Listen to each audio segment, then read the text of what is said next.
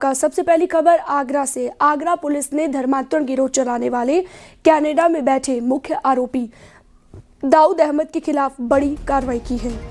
दाऊद अहमद विदेश में बैठकर इस गिरोह को चलाने के लिए फंडिंग किया करता था, जिसके बाद अब आगरा पुलिस ने भोपाल पुलिस की मदद से दाऊद अहमद की संपत्ति पर कुर्की की कार्रवाई की है। दाऊद मूल रूप से भोपाल का रहने वाला था, लेकिन कई सालों से कनाडा में रह रहा है। आगरा के साइबर क्राइम थाने में मुकदमा दर्ज किया गया था, जिसके बाद पुलिस इस मामले में 14 लोगों को पहले ही गिरफ्तार कर जेल भेज चुकी है। आपको बता दें, जुलाई 2025 में पुलिस ने अवैध धर्मांतरण गिरोह का पर्दाफाश किया था। 2 सगी बहनें आगरा से लापता हुई थी। दोनों बहनें धर्मांतरण गिरोह के संपर्क में थी और इन दोनों को पुलिस ने कोलकाता से बरामद किया था।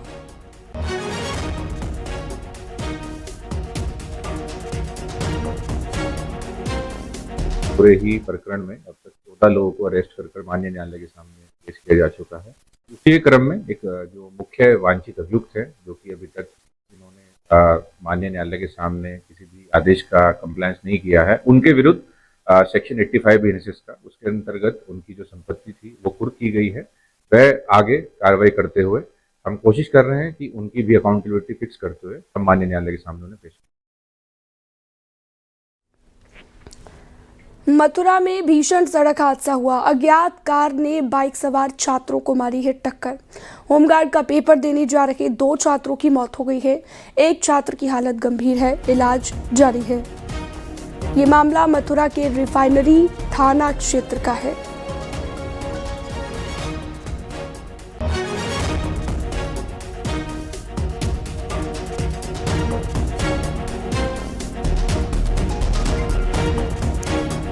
तो मथुरा में भीषण सड़क हादसा हुआ है। एक छात्र की हालत गंभीर बताई जा रही है, इलाज जारी है। मथुरा के रिफाइनरी थाना क्षेत्र में हादसा सामने आया है।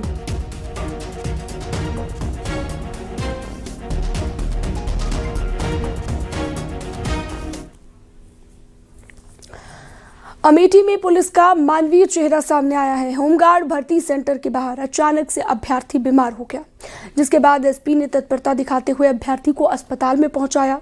मामला मुंशीगंज के रणवीर इंटर कॉलेज का बताया जा रहा है। एसपी अमेठी परीक्षार्थी को अपनी निजी गाड़ी से लेकर तुरंत अस्पताल पहुंचे। फिलहाल अभ्यर्थी की हालत में सुधार बताया जा रहा है।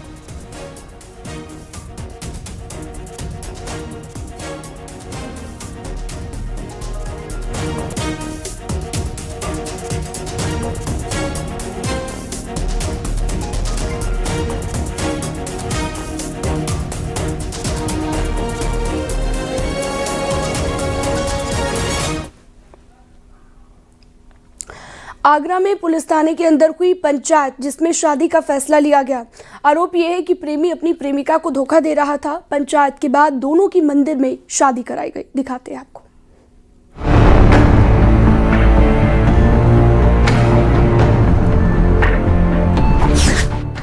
प्यार में मिल गया धोखा।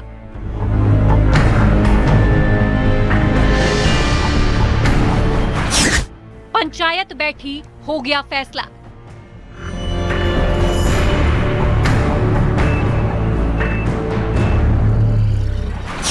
मंदिर में 7 फेरे, विवाद खत्म हुआ।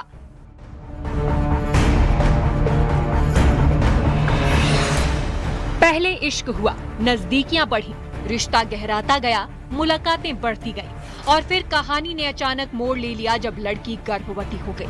अब 2 लोगों के इस रिश्ते में एक और मेहमान ने दस्तक दे दी थी। आरोप है कि जैसे ही लड़के को इस बात का पता चला, वो लड़की से दूरियां बनाने लगा। यानी जो प्यार की कस्में खाई गई थी, उन्हें दरकिनार कर दिया गया। आखिरकार मामला पुलिस थाने पहुंचा, जहां दोनों पक्षों को आमने सामने बिठाया गया। थाने में ही पंचायत बैठी। करीब 2 घंटे तक लंबी बातचीत चलती रही। समाधान बहुत जरूरी था, क्योंकि लड़की और होने वाले बच्चे के भविष्य से जुड़ा सवाल था। आरोप प्रत्यारोप, समझाइश का दौर चलता रहा। लड़की भी अपने फैसले पर अडिग थी। उसका कहना था कि प्यार सच्चा है, वो अपने प्रेमी से ही हर हाल में शादी करेगी। काफी मंथन के बाद लड़के पक्ष को भी मानना पड़ा। आखिरकार लड़के ने भी हामी भर दी। पंचायत के फैसले के बाद बिना देर किए शादी की तैयारी शुरू हो गई। थाना परिसर के पास वाले मंदिर में शादी कराई गई, जहां दोनों ने 7 जन्मों तक साथ निभाने का वचन लिया। मंत्रोच्चार के साथ 7 फेरे लिए। दूल्हे ने दुल्हन की मांग में सिंदूर भरा और दोनों ने एक दूसरे को जीवन साथी के रूप में स्वीकार कर लिया। मामला थाना मलपुरा क्षेत्र का है, जहां एक परिवार 10 सालों से किराए के मकान में रह रहा था। इसी घर की लड़की का ताजगंज इलाके के एक लड़के से करीब 4 महीने से प्रेम प्रसंग चल रहा था। दोनों की आंखें मिली, फिर प्यार परवान चढ़ा, लेकिन शादी तो दूर की बात थी, उससे पहले ही लड़की गर्भवती हो गई। इसके बाद शुरू हुआ असली ड्रामा। लड़की अपने प्रेमी से शादी का दबाव बनाने लगी, लेकिन लड़का लगातार टालता रहा। बात अब काफी दूर तक निकल पड़ी थी। लड़की के परिजनों को पता चला, सबके होश उड़ गए और यहीं से कहानी बदल गई। लेकिन थाने में बैठी पंचायत के बाद मामला सुलझ गया।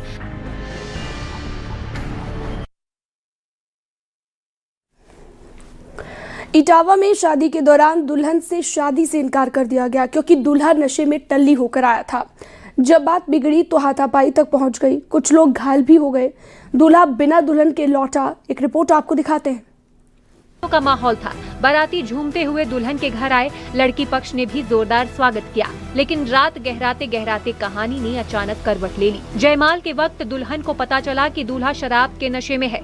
फिर क्या था? दुल्हन ने सबके सामने साफ शब्दों में शादी करने से इनकार कर दिया। दुल्हन का फैसला सुनते ही दूल्हा पक्ष और बाराती दंग रह गए। इसके बाद दुल्हन को समझाने की कोशिश शुरू हुई, लेकिन वो नहीं मानी। कहा सुनी हुई और बात बिगड़ती चली गई और देखते ही देखते मामला मारपीट में बदल गया।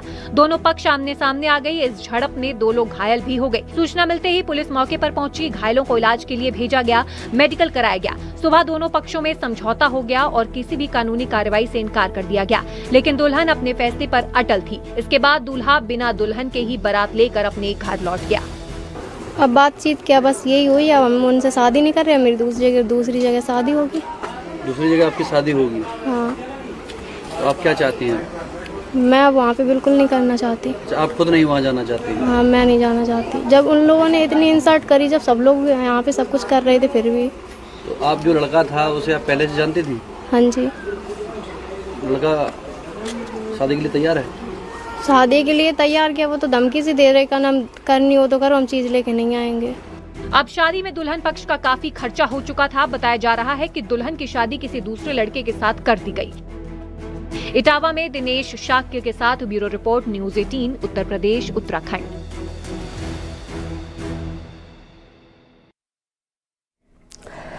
मुजफ्फरनगर में पुलिस और हत्या के आरोपियों के बीच मुठभेड़ हुई। इसमें पुलिस की गोली लगने से 2 अपराधी घायल हो गए। कॉम्बिंग के दौरान तीसरा अपराधी भी गिरफ्तार हुआ है। इनके पास से 3 तमंचे और कारतूस बरामद किए गए हैं। पुलिस के मुताबिक तीनों हत्या के मामले में वांटेड थे।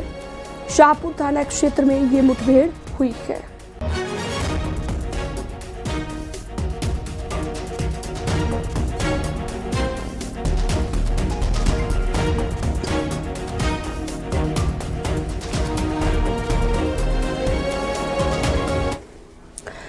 आगरा में चौकीदार की हत्या से सनसनी फैल गई है। चौकीदार का शव क्षत विक्षत हालत में मिला है। सूचना पर थाना पुलिस मौके पर पहुंची और शव को कब्जे में लेकर पोस्टमार्टम के लिए भेज दिया गया। थाना सदर बाजार क्षेत्र के सीओडी मैदान में चौकीदार भवानी सिंह का शव मिला। सिर को ईंट से कुचलकर उसकी हत्या की गई है। वो रोज की तरह अपनी ड्यूटी पर गया था। जब देर रात तक घर नहीं लौटा तो परिवार ने खोजबीन शुरू की। इसी दौरान पुलिस को सूचना मिली कि सीओडी मैदान में शव पड़ा हुआ है, जिसके बाद पुलिस पहुंची। आशंका है कि किसी में रंजिश के चलते उसकी हत्या की है। पुलिस ने इस मामले में कई लोगों को हिरासत में लिया और उनसे पूछताछ की जा रही है।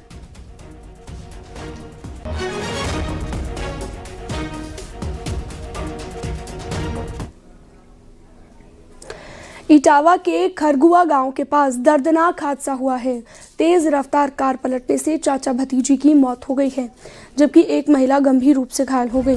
विनोद कुमार श्रीवास्तव अपनी पत्नी रंजू और भतीजी दीप्ति के साथ बक्सर से चंडीगढ़ जा रहे थे। अचानक से कार का पहिया डिवाइडर से टकरा गया और निकल गया, जिससे कार अनियंत्रित होकर कई बार पलट गई। राहगीरों की सूचना पर पुलिस और यूपीडा टीम मौके पर पहुंची।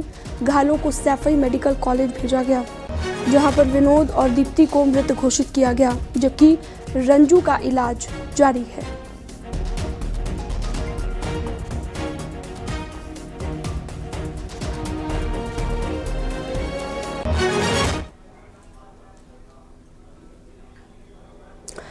एटा में बिना रजिस्ट्रेशन के चल रहे अवैध अस्पतालों पर स्वास्थ्य विभाग ने बड़ी कार्रवाई की है। स्वास्थ्य विभाग ने न्यू सर्वोदय हॉस्पिटल को सील कर दिया है। टीम ने थाना कोतवाली नगर क्षेत्र में गौशाला के पास स्थित अवैध रूप से चल रहे 2 हॉस्पिटल और एक क्लिनिक पर छापेमारी की। छापेमारी के दौरान न्यू सर्वोदय हॉस्पिटल में बिना डॉक्टर की मौजूदगी के 10 मरीज भर्ती पाए गए। स्वास्थ्य विभाग की टीम ने सभी भर्ती मरीजों को एटा मेडिकल कॉलेज में शिफ्ट कराया। कार्रवाई के दौरान एक महिला मरीज की तबीयत बिगड़ गई, जिसके बाद टीम ने तत्काल इलाज की व्यवस्था कराई। स्वास्थ्य विभाग की टीम ने न्यू सर्वोदय हॉस्पिटल को सील कर दिया, जबकि कृष्णा हॉस्पिटल पर नोटिस लगाया गया। इस कार्रवाई से क्षेत्र में अवैध अस्पताल संचालकों में हड़कंप है।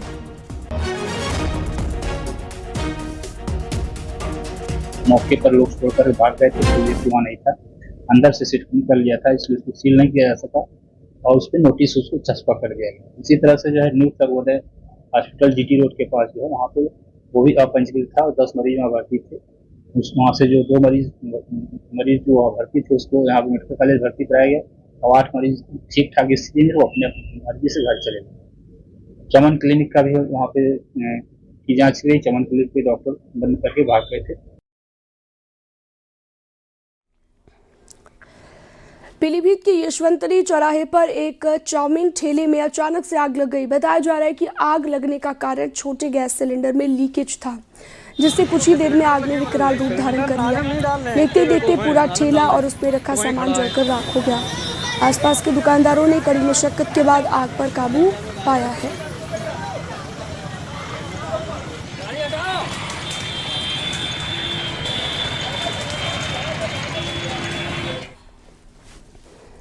प्रयागराज में 18 साल के लड़के का मर्डर किया गया है। हत्या के बाद आरोपी पिता फरार है। पुलिस ने शव को पोस्टमार्टम के लिए भेजा। सगी मां से अवैध संबंध के शक में हत्या की आशंका जताई गई। अवैध संबंध की शक होने पर पिता पर हत्या का आरोप लगा है। पुलिस आरोपी की तलाश में जुटी हुई है।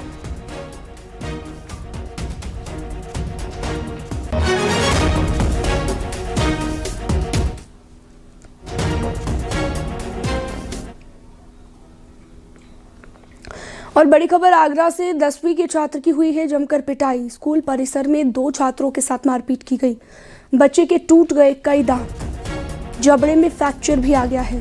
छात्र का अस्पताल में इलाज जारी है। यूट्यूबर पीयूष मल्होत्रा के बच्चे के साथ मारपीट हुई है। पिता ने वीडियो बनाकर वायरल कर दिया है। मौके पर पुलिस सीसीटीवी खंगाल रही है। सिकंदरा थाना क्षेत्र के डीपीएस स्कूल का ये मामला बताया गया।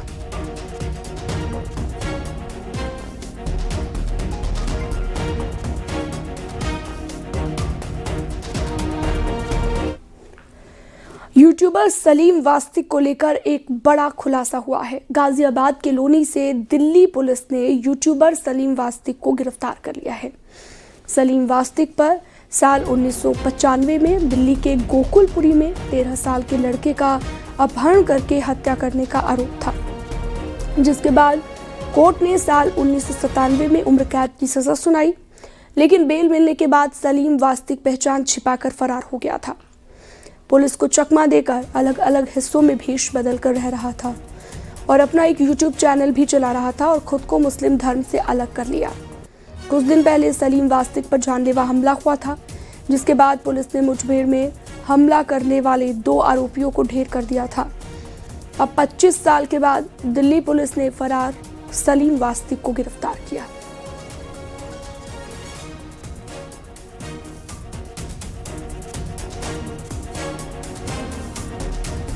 इस वर्ष पुराने अपहरण मामले में एस मुस्लिम सलीम वास्तिक को दिल्ली पुलिस ने गिरफ्तार कर लिया है। गाजियाबाद के लोनी से और उसे गिरफ्तार करके तिहाड़ जेल भेज दिया है। एस मुस्लिम सलीम वास्तिक वह नाम है जो सोशल मीडिया पर काफी चर्चित हो गया था। 27 फरवरी को उसके कार्यालय पर लोनी में जब वह बैठा हुआ था तो 2 हमलावर आते हैं। निशान और गुलफाम सलीम वास्तिक पर हमला कर देते हैं। 14 वार किए जाते हैं। इस हमले में सलीम वास्तिक की जान बच जाती है और वो 1 माह बाद अस्पताल से अपने घर लौट जाता है। गाजियाबाद पुलिस ने सलीम वास्तिक पर हमला करने वाले दोनों आरोपियों को, जो सगे भाई थे जिशान और गुलफाम, उन्हें मुठभेड़ में ढेर कर देते हैं, जिसके बाद सलीम वास्तिक काफी पॉपुलर हो जाता है और काफी चर्चित हो जाता है। अब जानकारी ये सामने आई है 1995 में 13 वर्षीय जो संदीप एक स्कूली छात्र था और एक सीमेंट व्यापारी का बेटा था, उसका अपहरण किया जाता है, रंगदारी मांगी जाती है। अपने साथी अनिल के साथ मिलकर सलीम वास्तिक ने इस पूरी साजिश को रचा था और उसकी हत्या कर दी जाती है, जिसके बाद 1997 में सलीम वास्तिक को आजीवन कारावास की सजा सुनाई जाती है। 2000 में उसे बेल मिल जाती है, जिसके बाद सलीम वास्तिक अलग अलग जगहों पर जाकर रहने लगता है। वे मूल रूप से शामली के नानकपुरा गांव का रहने वाला था। जब वह कोर्ट पे तारीख पर नहीं पहुंचता है तो दिल्ली पुलिस उसके गांव पहुंचती है। गांव पहुंचने पता चलता है कि सलीम वास्तिक को वो मृत घोषित हो गया है, लेकिन हाल के दिनों में सोशल मीडिया पर काफी चर्चित होने के बाद सलीम वास्तिक की असल पहचान हो चुकी कि सलीम वास्तिक एक अपहरणकर्ता था, सजा आयाफ्ता था, जो कोर्ट से फरार चल रहा था। फिलहाल दिल्ली पुलिस ने सलीम वास्तिक को गिरफ्तार करके तिहाड़ जेल भेज दिया है। गाजियाबाद से रोहित सिंह, न्यूज़ उत्तर प्रदेश। यूपी में भीषण गर्मी ने जनजीवन को पूरी तरह से प्रभावित कर दिया है। तेज धूप और सूरज की तपिश से लोग परेशान हैं। लोग गर्मी से निजात पाने के लिए ठंडे पेय पदार्थों का सेवन कर रहे हैं। अमेठी जिले का तापमान 42 डिग्री सेल्सियस के पार पहुंच गया है, जिसके चलते लू का प्रकोप बढ़ गया है। इटावा का 43 डिग्री टेम्परेचर बना हुआ है, जिसके बाद लोगों का घरों से निकलना मुश्किल हो गया है।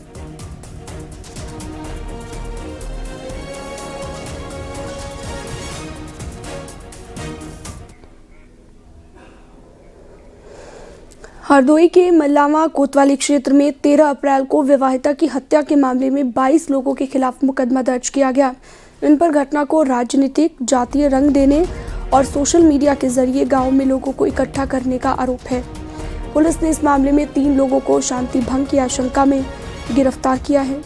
खबर के मुताबिक आरोप यह है कि लड़की की एक तरफा प्रेम प्रसंग में प्रेमी ने अपने पिता के साथ मिलकर हत्या कर दी थी, जिसके बाद पुलिस ने दोनों को गिरफ्तार करके जेल भेज दिया है।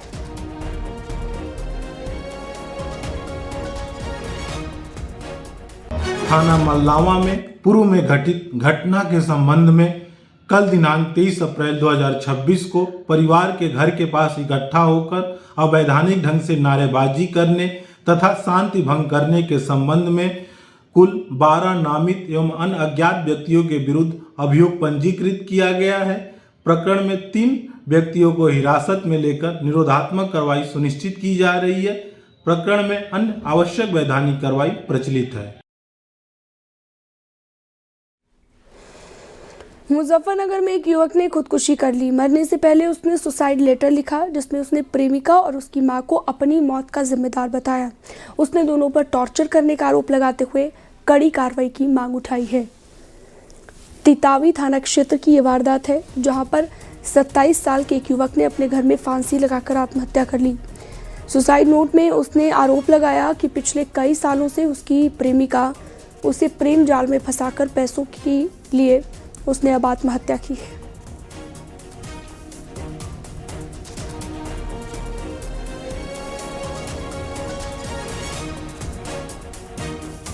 फील्ड यूनिट भी बुलाई गई। मैंने भी घटनास्थल का निरीक्षण किया।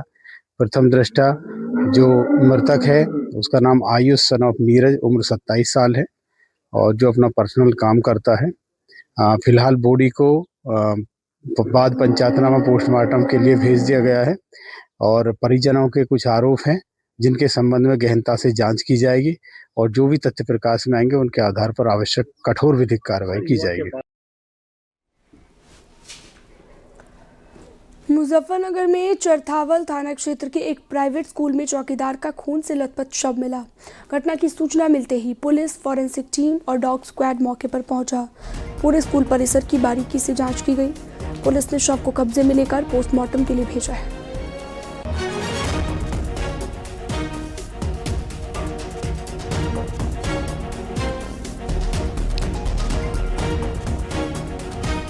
के द्वारा और वरिष्ठ अधिकारियों द्वारा मौके का मुआयना किया गया है। और ये राजकुमार उर्फ राजू, लगभग इनकी उम्र 50 वर्ष है, और इनकी पत्नी, ये दोनों लोग स्कूल में काफ़ी समय से यहाँ पे काम कर रहे थे।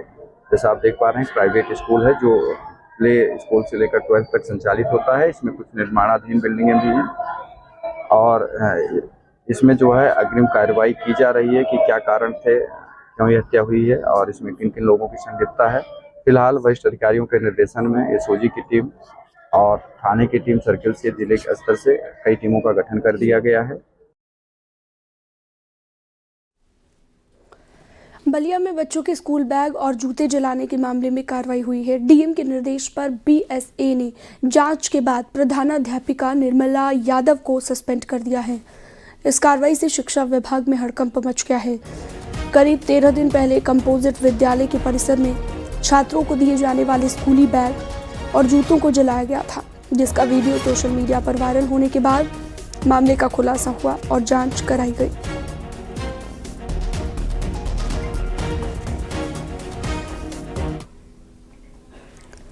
नोएडा समेत कई जगहों पर ईडी की छापेमारी। रहेजा डेवलपर्स के ठिकानों पर सर्च ऑपरेशन जारी है। ईडी का एनसीआर में 7 ठिकानों पर सर्च ऑपरेशन। होम बायर्स के साथ धोखाधड़ी से जुड़ा है मामला। पैसे लेने के बावजूद समय पर फ्लैट्स नहीं दिए गए।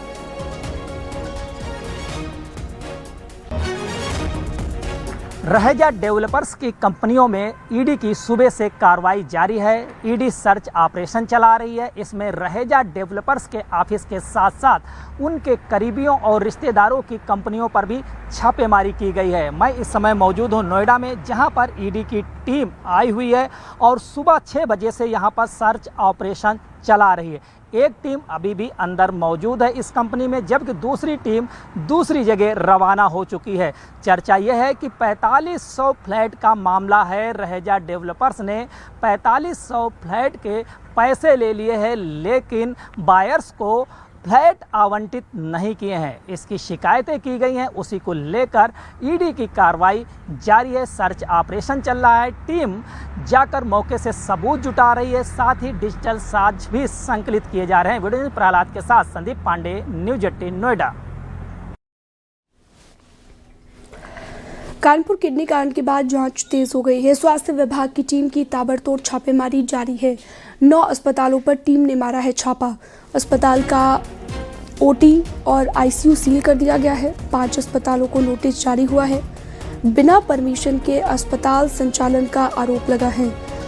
कई अस्पताल संचालक मौके से फरार हो गए।